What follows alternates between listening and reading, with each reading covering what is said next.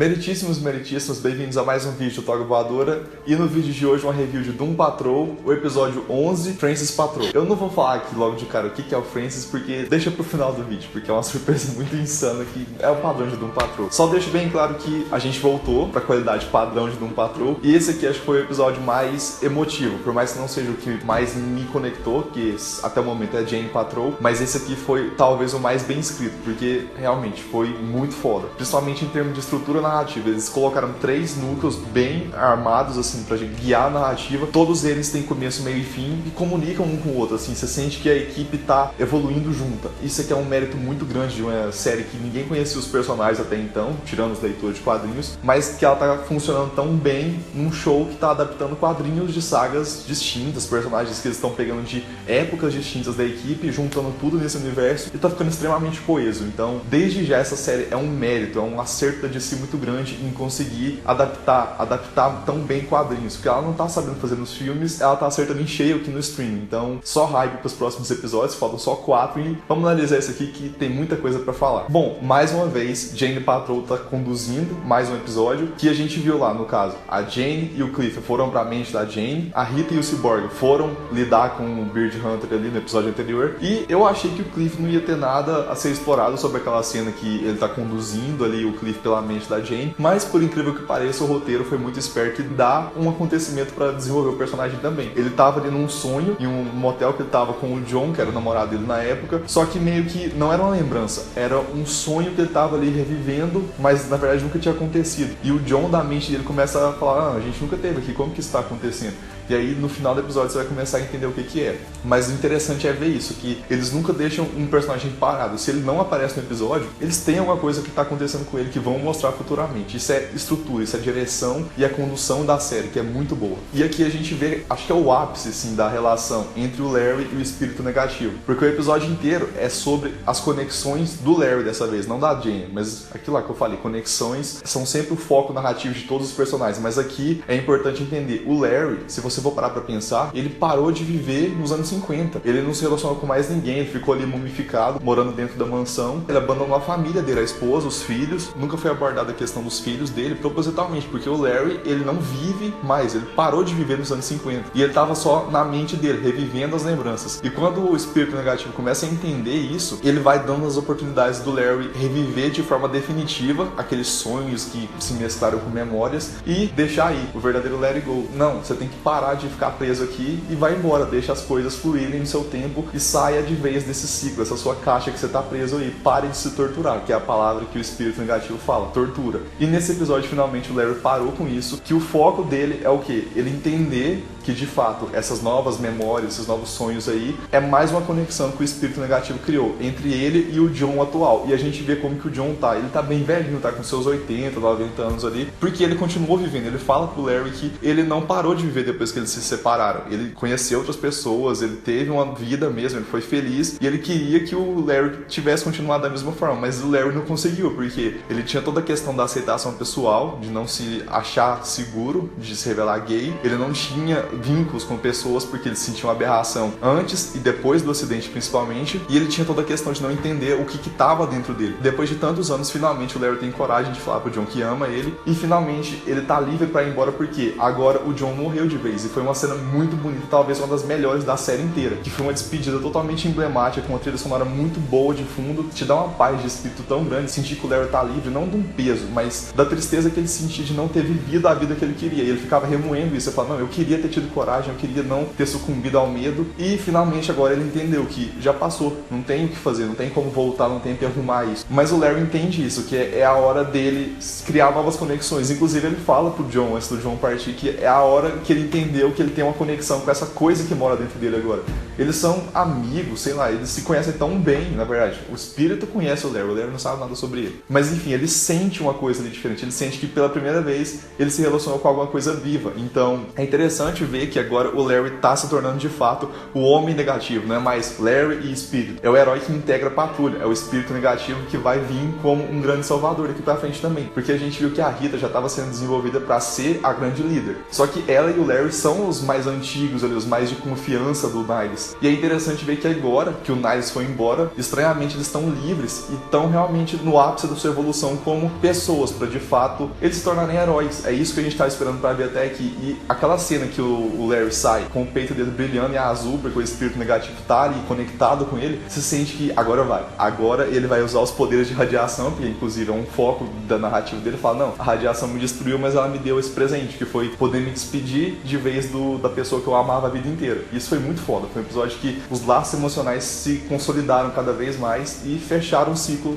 dessa primeira parte do Larry. Bom, e como esse foi o principal foco dramático do episódio, eu vou falar dos outros dois um pouco menos focados aqui, mas que também tiveram sua grande importância. Primeiro, o Cyborg, que ele tá entendendo de fato o que tá acontecendo. Ele tirou o grid da cabeça dele, que era só um sistema operacional, não controlava o corpo dele de fato, era meio que o guia para os poderes dele. E o grid fala, não, você tá cada dia que passa se tornando mais Cyborg. Semana passada você era 41% Cyborg, agora você é 63% Cyborg. E o Victor começa a surtar e fala, velho, eu tô me tornando uma máquina, eu não sou mais um humano.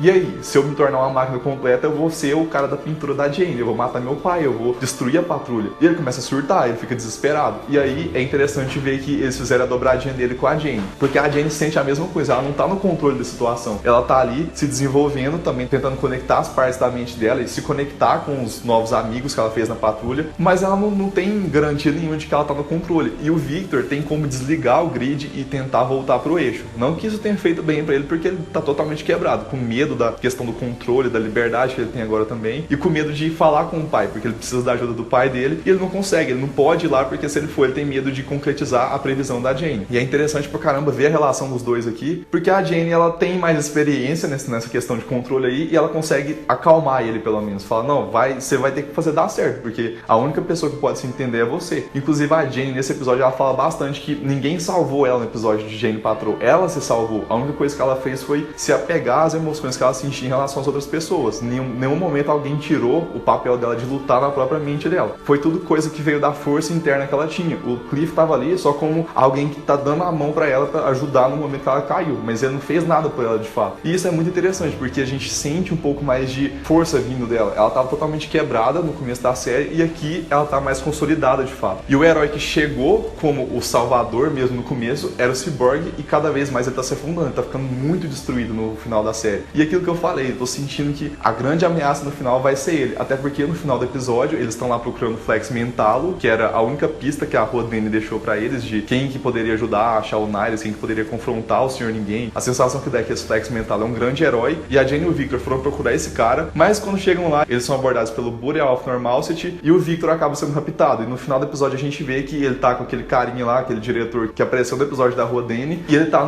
na fazenda de formigas ali, que provavelmente é a ala onde que eles fazem experimentos com as coisas que são desviantes, que é o que eles chamam as pessoas que fazem coisas que eles não curtem muito. Mas é interessante ver que a Jane tá, assim, ela tá mais maleável no uso de poderes, então eles estão de fato se tornando heróis. No final de 15 episódios a gente vai ver a patrulha ressurgir, porque a patrulha já tinha aparecido, inclusive eles referenciam a patrulha original, que tá totalmente morta lá, não morta de fato, mas eles estão quebrados mentalmente e estão no asilo, que a gente viu no episódio da patrulha. Só que essa nova patrulha, que acho que eles não vão querer usar esse nome de fato logo de cara, porque, né, eles perderam pro Mr. Nobody, eles não querem perder dessa vez. Mas a gente vai ver essa equipe de fato se tornando uma equipe de super-heróis. Talvez só com exceção do Cyborg, que eu não sei se ele vai dar tempo de se resolver até o final dessa temporada. Mas indo pro terceiro e último foco do episódio, Rita e Cliff. O Cliff, no começo do episódio, ele tá vendo o noticiário, inclusive eles falam que o homem vegetal, animal, mineral tava sendo julgado e inclusive ele tinha que testemunhar contra a cabeça de dinossauro dele. Olha que coisa bizarra, velho. O cara, ele se sabotou no assalto e ele tem que se condenar. Isso não é justiça, isso é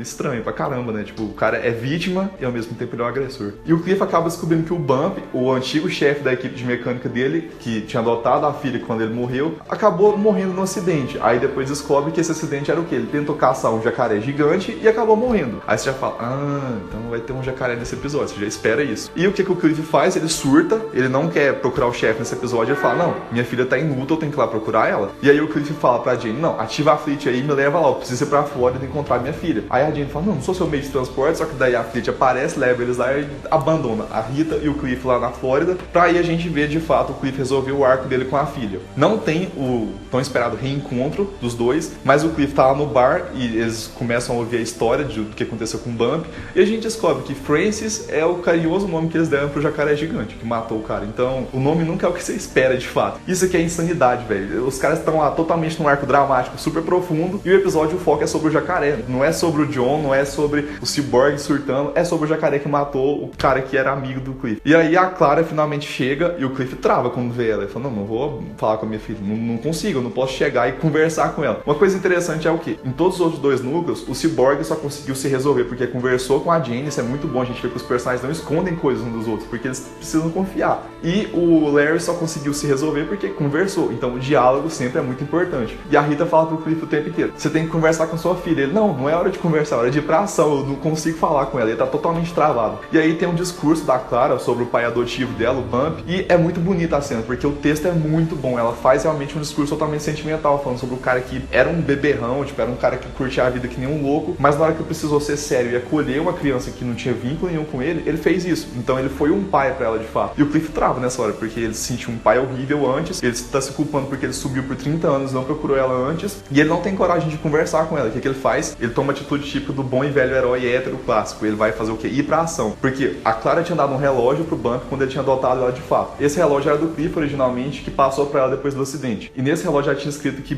o Bump era o pai dela e o herói da vida dela. E o que o Cliff faz? Ao invés de conversar, ele fala, não, eu vou enfrentar o Francis, vou pegar o relógio e vou entregar pra ela, porque daí eu vou ser o novo herói dela. E ele fica o tempo inteiro nessa babaquice aí, que a gente sabe que é tradicional do Cliff, porque ele, ao mesmo tempo que ele consegue conversar muito bem, quando a coisa aperta, ele apavora e volta a ser quem ele era antes. E isso aí que é foda, porque os personagens desse episódio, eles vão e voltam muitas vezes, eles progridem bem, mas ao mesmo tempo eles são arrogantes, eles têm o seu bom e velho egoísmo, e é o que faz deles humanos. Então é muito bom ver heróis tão falhos assim, que ao mesmo tempo são grandes ícones pra gente já. Em 11 episódios dá pra amar todos os 5 membros da patrulha, inclusive o Nile, dá pra você gostar bastante dele, mesmo ele sendo misterioso. Mas enfim, a gente tem finalmente o confronto do Cliff com o jacaré gigante e beleza, ele consegue o relógio. Mas quando ele chega pra devolver pra Clara, ele não troca uma palavra com ela, ele só abandona o relógio lá e vai embora. A Clara pega aquilo lá, olha pro relógio e fala, não, por que esse robô me entregou esse relógio aqui? Tipo, o que tá acontecendo? E a sensação que dá é que ela deduziu de fato que aquele lá era o pai de verdade dela, só que ele não conseguiu resolver esse laço emocional dele. Pode ser que isso fique de pendência, ou pode ser que nunca mais voltem nisso, mas é isso aí, o Cliff, ele falhou, ele não conseguiu fechar esse ponto da vida dele. Enquanto todo mundo tava se resolvendo, o Cliff, que tava bem até então, ele acabou caindo de novo. Então é isso aí, Doom Patrol é aquele velho esquema de idas e vindas e todo mundo falha em algum momento. Isso aqui que é muito bom. Mas a sensação que dá no final do episódio é que a gente tá chegando na reta final, a gente vai realmente entrar num arco mais de ação, agora principalmente contra o Boreal, que eles estão caçando mesmo os heróis da patrulha, e o Mr. Nobody deve estar na reta final esperando eles para um confronto realmente definitivo. Eu tô sentindo que a série tá abandonando um pouco mais o humor, por mais que o anterior tenha tido mais piadas, mas ele tá ficando um pouco mais sério, porque